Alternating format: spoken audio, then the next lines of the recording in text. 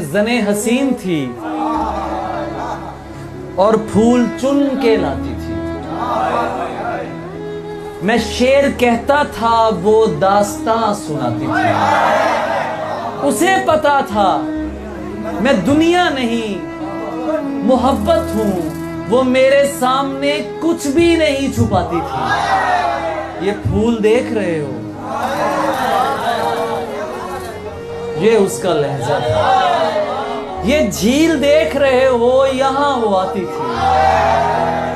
منافقوں کو میرا نام زہر لگتا تھا، وہ جان بوجھ کے غصہ انہیں دلاتی تھی۔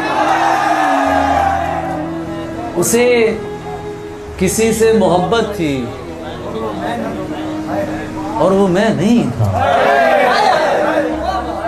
یہ بات مجھ سے زیادہ اسے رلاتی تھی۔